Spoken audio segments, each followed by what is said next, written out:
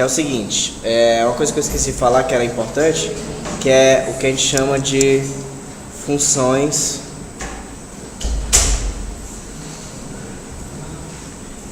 definidas por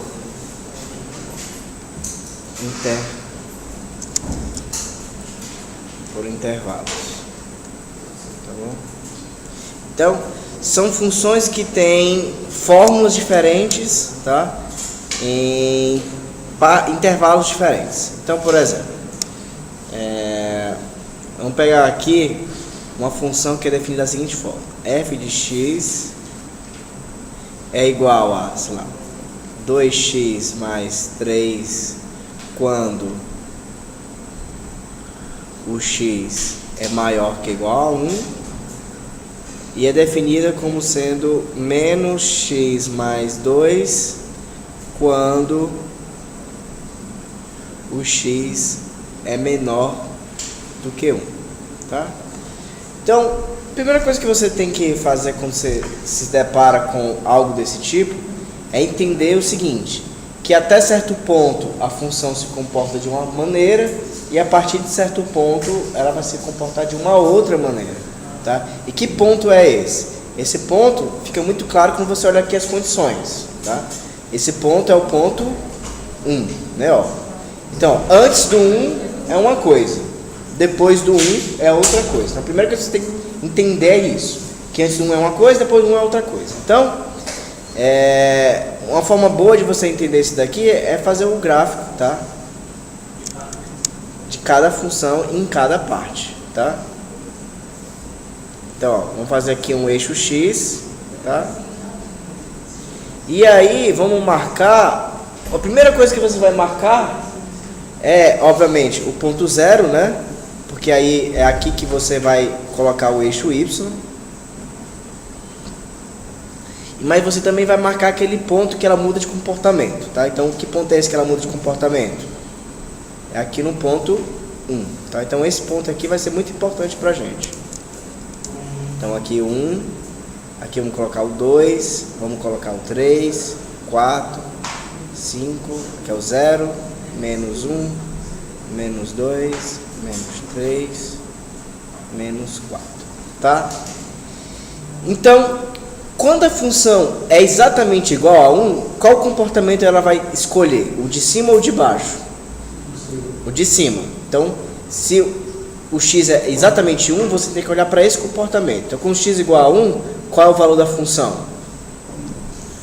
Ó, 1 mais 3, 5.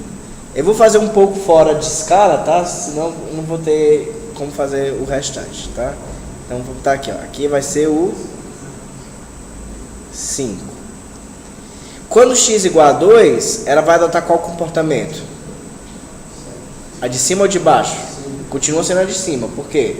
Porque o 2 está maior que igual a 1, né?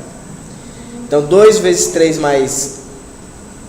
2 vezes 2 mais 3 dá 7. Então, aqui vai dar 7. Tá bom? E aí, para você saber a função em todo esse intervalo daqui para frente, o que você faz? Você liga esses dois pontos. Por que ligar os dois pontos? Porque essa função aqui é do tipo linear, né? Lembra o que é uma função linear? A, uma constante vezes x, mais outra constante.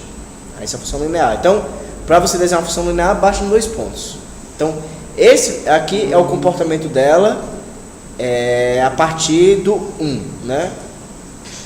E antes do 1, vamos pegar aqui alguns valores. Por exemplo, quando x igual a 0, qual o valor da função? 2, né? Bem aqui, 2. Por quê? Porque você vai escolher essa parte de baixo bem aqui. Quando o x é menos 1, quanto é que vai ser a função? 3, então vai ser uma coisa mais para cá. Assim.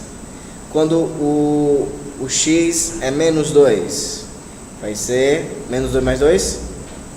4, tá certo? E aí, como é que você vai saber o comportamento dela, né? É só lembrar que o comportamento também vai ser uma reta, porque essa aqui a função também é linear.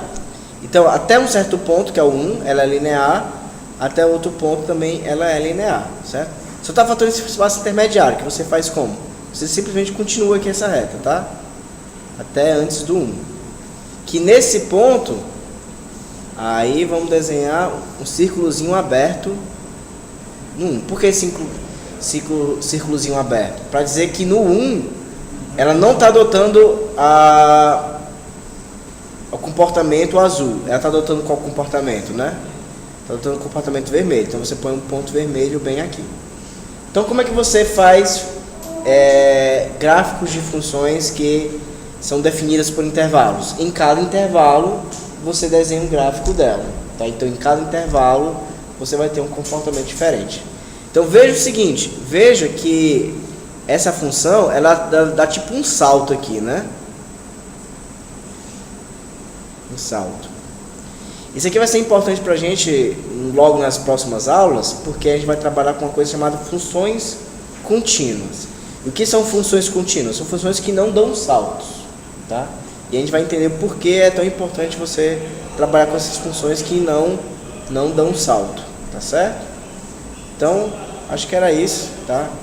Que a gente tinha para apresentar aqui. Vamos fazer a chamada.